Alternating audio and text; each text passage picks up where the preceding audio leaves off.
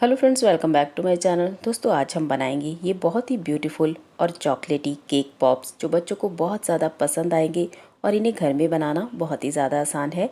घर में कोई छोटी मोटी पार्टी है या फिर आपको चॉकलेट बहुत ही ज़्यादा पसंद है तो आप इस रेसिपी को ट्राई कर सकते हैं। ये बहुत ही टेस्टी लगते हैं। दोस्तों, आपको देखकर लग रहा होगा कि इन्हें बनाना काफ़ी मुश्किल है, लेकिन इनको बनाना बिल्कुल भी मुश्किल नहीं है। बहुत ही आसान तरीके से आज हम इन्हें बनाएंगे। तो चलिए जल्दी से इन्हें बनाना शुरू करते हैं। और अगर आपको आज की मेरी रेसिपी पसंद आती है तो वीडियो को लाइक कीजिए, शेयर कीजिए और चैनल पर न्यू है तो चैनल को सब्सक्राइब कर लीजिए। तो चलिए शुरू करते हैं इन्हें बनाना। केक पॉप्स बनाने के लिए सबसे पहले हम चॉकलेट को मेल्ट करेंगे। तो यहाँ पर मैंने 125 ग्राम डार्क चॉकलेट कंपाउंड लिया था और उसको मैंने रफली चॉप कर लिया है। तो अब हम चॉकलेट को मेल्ट करेंगे। चॉकलेट को हम डबल बॉयलर से मेल्ट करेंगे। तो यहाँ पर मैंने एक बर्तन में गर्म पानी लिया है, उसके ऊपर हम चॉकलेट का बाउल इस तरह से रख देंगे और इसको हम मेल्ट करेंगे। दोस्तों, आप चाहें तो गैस के ऊपर रखकर भी डबल बॉयलर से इस तरह से चॉकलेट को मेल्ट कर सकते हैं, लेकिन इस तरह भी चॉकलेट इजीली मेल्ट हो जाता है। इसको मेल्ट होने में बिल्कुल भी ज़्यादा टाइम नहीं लगता है। तो 2 मिनट के लिए हम इसे इसी तरह से छोड़ देंगे, तब तक हम बाकी की चीज़ें देख लेते हैं। तो यहाँ पर केक पॉप्स बनाने के लिए मेरे पास बचा हुआ स्पॉन्ज पड़ा था। यहाँ पर मैंने चॉकलेट स्पॉन्ज लिया है। चॉकलेट स्पॉन्ज की रेसिपी अगर आप देखना चाहते हैं तो वीडियो का लिंक मैं आपको डिस्क्रिप्शन बॉक्स में दे दूंगी, या फिर आप मेरे चैनल पे जाके भी देख सकते हैं। ऑलरेडी मैंने चॉकलेट स्पॉन्ज की रेसिपी शेयर की है।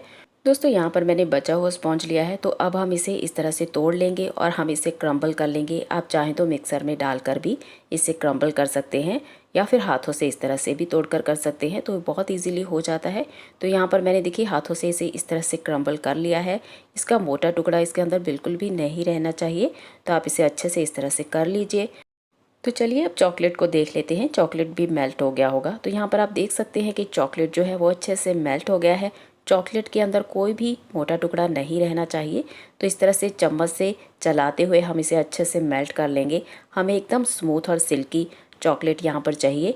तो अच्छे से इसे मेल्ट कर लीजिए और आप यहाँ पर देख सकते हैं कि चॉकलेट बिल्कुल अच्छे से मेल्ट हो गया है। तो चलिए अब बढ़ते हैं नेक्स्ट प्रोसेस की तरफ।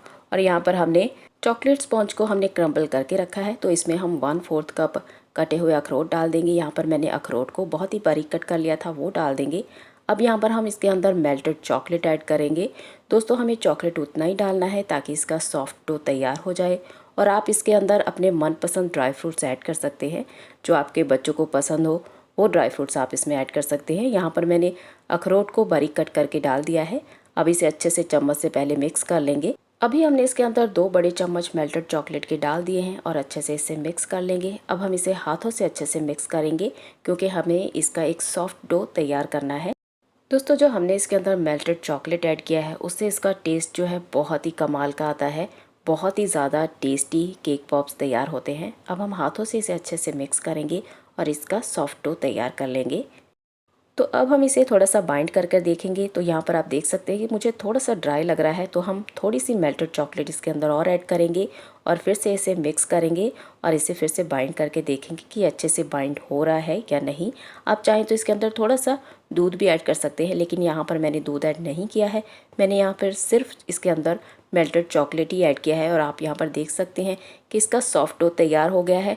तो अब हम इसके छोटे छोटे बॉल्स इस तरह से रेडी कर लेंगे।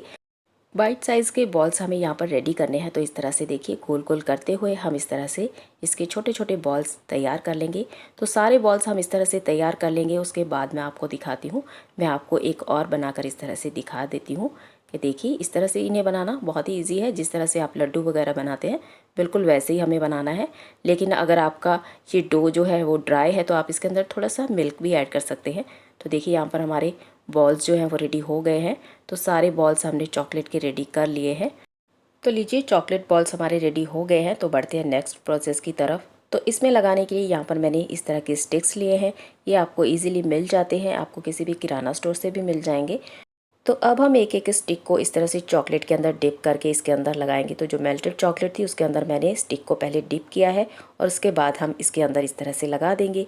तो सारे जो केक बॉल्स हमारे रेडी हुए हैं सबके अंदर हम इसी तरह से ये स्टिक्स लगा देंगे। पहले हमें चॉकलेट के अंदर इसे डिप करना है, तो उसके बाद हमें इसके अंदर लगाना है, ताकि ये जो स्टिक हमने इसके अंदर लगाया है वो अच्छे से फिक्स हो जाए। तो यहाँ पर मैंने सारे बॉल्स के अंदर इस तरह से स्टिक्स लगा दी हैं। तो अब हम इन्हें फ्रिज में रखेंगे 5 मिनट के लिए सेट होने के लिए, ताकि ये अच्छे से सेट हो जाए। दोस्तों 5 मिनट बाद मैंने इन्हें फ्रिज से बाहर निकाल लिया है और ये अच्छे से सेट हो गए हैं। तो अब हम इन्हें डेकोरेट करेंगे। तो उसके लिए यहाँ पर मैंने कुछ कलरफुल स्प्रिंकलर्स लिए हैं। ये शुगर बॉल्स हैं, आप इन्हें ईजिली खा सकते हैं। तो चलिए अब हम इन्हें डेकोरेट करेंगे। तो किस तरह से डेकोरेट करना है वो देखते हैं। अब जो चॉकलेट हमने मेल्ट करके रखा था उससे हम इस तरह से केक पॉप्स को चॉकलेट से कोट करेंगे, अच्छे से कवर कर लेंगे। तो चम्मच से ही इजीली हो जाता है, तो आप इस तरह से आसानी से कर सकते हैं। और जो एक्स्ट्रा चॉकलेट है उसको पहले इसके अंदर ऐसे ही गिरने दीजिए। जब ये चॉकलेट गिरना बंद हो जाएगी उसके बाद हम इसके ऊपर स्प्रिंकलर्स लगाएंगे। तो देखिए चॉकलेट जो गिरना थी वो बंद हो गई है। अब हम यहाँ पर थोड़े थोड़े स्प्रिंकलर्स इस तरह से लेकर लगाएंगे। दोस्तों चॉकलेट अभी गीली ही है, ये सेट नहीं हुई है, तो अभी हमें इसी टाइम पे इसके ऊपर स्प्रिंकलर्स को लगाना है। अगर चॉकलेट एक बार सेट हो गया तो ये स्प्रिंकलर्स इसके ऊपर नहीं लगेंगे। तो इस तरह से हम इन्हें एक गिलास में रख लेंगे और साथ ही साथ आप इन्हें फ्रिज में रखते जाइए। मैंने एक गिलास फ्रिज में रखा हुआ है, तो यहाँ से उठाकर मैं इन्हें फ्रिज में रख रही हूँ साथ ही साथ। तो मैंने आपको दिखाने के लिए यहाँ पर रखा है। तो देखिए इस तरह से हम चॉकलेट से इसे कोट करेंगे और उसके बाद इसे जल्दी से इसके ऊपर स्प्रिंकलर्स लगाने के बाद इसे हम तुरंत ही फ्रिज में रख देंगे। तो इस तरह से आप सारे चॉकलेट पॉप्स को रेडी कर सकते हैं। तो इजीली हो जाता है, जब आप इन्हें फ्रिज में रखेंगे तो ये तुरंत ही सेट हो जाएंगे।